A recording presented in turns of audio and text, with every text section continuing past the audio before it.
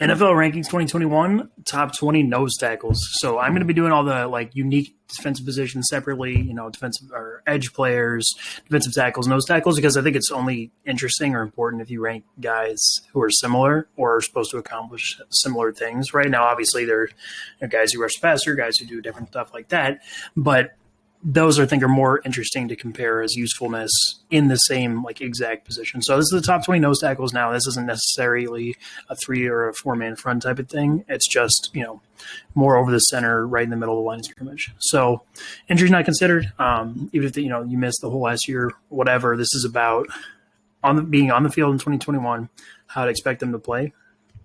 So keep that in mind.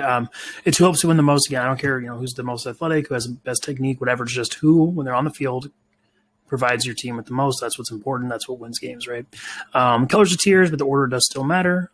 And there are no rookies. Once they're in the NFL, I can tell you how good they are. Until then, I don't think it's much point in doing so. So, first 5 out. Linval Joseph, Corey Joseph, Taquan Jones, Javon Kinlaw, Devon Gotcha. All pretty good players. Now, with any of these guys, you're not going to be like set at the position. You're not going to be dominant. Maybe the most disappointing one here being Javon Kinlaw, who, as a rookie, I'm sure, well, you would think he's going to get better. Not every rookie does, but as of now, just kind of there. But yeah, I mean, these guys can play, though. Taquan Jones, Corey Joseph, and Will Joseph, all definitely guys you're fine with. You're not going to get killed for. But I also want to throw a shout-out to Devon Gotcha. I think is pretty good. Almost made this list. Actually kind of matters as a pass rusher coming from the middle of the line of scrimmage. So into the top 20, number 20, Jonathan Hankins on the Raiders. Number 19, Eddie Goldman on the Bears. These guys, I mean, at the lower end of this nose tackle stuff, we were talking about pretty much run stuffers only, right? Because that's what you get with a lot of this position. A lot of these guys are pretty similar until you get to the very top when those guys can actually rush the passer a little bit, which is why they're up there. But, yeah, Jonathan Hankins, Eddie Goldman, they're both fine. You're not going to get killed with them on the field for sure. So, yeah, although Eddie Goldman has missed, I think, 2 years in a row at this point. So that one, despite my no injury thing, I was a little bit hesitant to. But from what I've seen, that's about where I put him. I have a little bit of a tier jump. Tim Settle, Falaransu Fatukasi, Derek Nottie. Those first two guys, I don't know if a whole lot of people know about, but both players I thought going into last year even were really good. Tim Settle, I think people had heard of generally before. But Fatukasi, a player who I thought was much better than Steve McClendon, who's not on this list, who the Jets traded mid-season to the Buccaneers. Definitely a guy who can play. And both those guys you're happy with. Derek Nottie, maybe the worst pass rusher on this list, but he is fine. He's actually a really solid as a run defender in the interior, the middle 3 gaps, 4 gaps, and he can do some work for you there. Again, this is a big tier, so you got Sebastian Joseph Day, Grover Stewart, Michael Pierce, Tyson Alualu.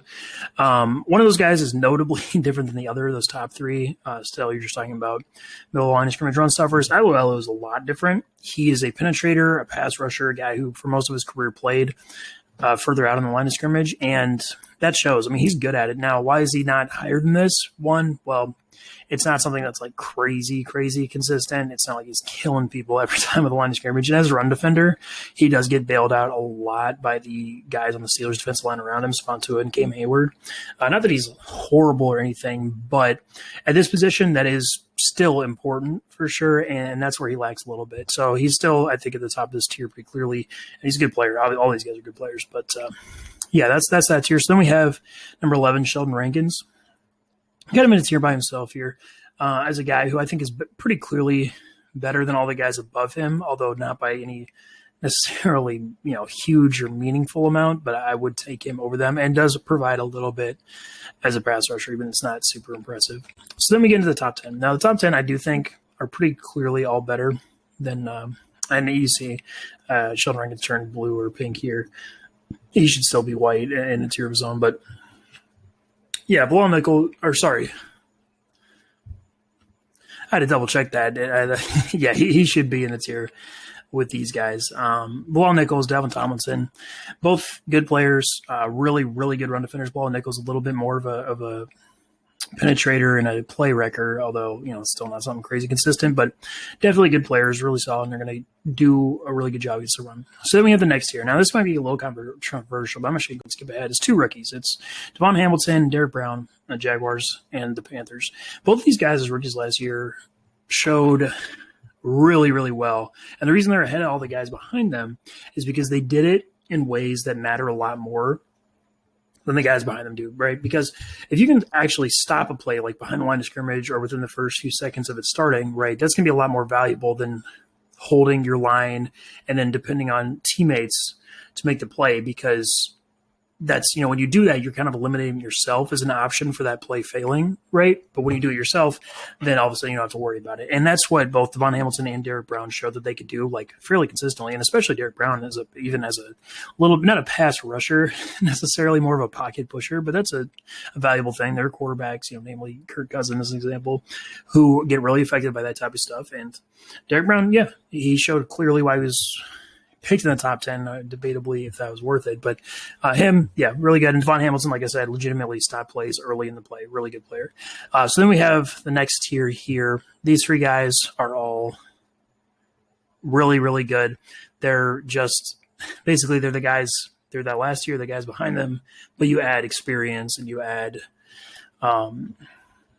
I would argue probably more consistency as far as play-to-play run or play-to-play penetration. And that's Daron Payne, Javon Hargrave. They're both really good. They both consistently get back behind the line of scrimmage, and they're both absolutely positives when they're playing. So then we get into the top, second to last tier here. And this is a player by himself who is really good, DJ Reader. Showed on the Texans. He's consistently super useful in every phase of the game. He can rush the passer a little bit. The Bengals really missed him after his injury last year, and he's going to make a big difference when he's back. You're going to see that he's a really valuable player. Now, he's not quite at the level of the top three, which is the top tier,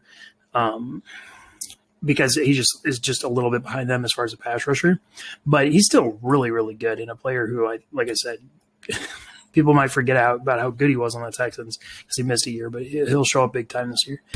So we got the top tier. Kenny Clark, outstanding player. You could argue for him all the way up to 1, and I honestly, these guys, I don't much care. I said the order matters, and it does generally in this case. Whatever. He's really good. He consistently matters on a play-to-play basis. He's dominant as a run defender, and really good player. Number 2, Vita Vea on the Buccaneers. Had a bad injury last year, but you saw when he came back how valuable, maybe the most valuable defensive player for the Bucs. Probably not. That was probably the corners, but up there as far as defensive players go on the Buccaneers in the playoffs, and really super useful. The best pass rusher on this list by far. And yeah, you're talking about a guy who's outstanding. The only thing is with him, and the difference between him and the guy number 1 is I wouldn't quite put him in the dominant run defending tier. He's close. He's really good at it. I'm not concerned about it at all, but he's in somebody I'm like, okay, so that's like that's just not happening with any level of consistency in the interior. It's not impossible with him there. And number 1, Brandon Williams on the Ravens, has been for a long time. He is the most dominant run defender in this whole list, but not even really particularly close. He also matters more than I think people realize as a pass rusher, which is something I didn't really expect before I started watching him more closely.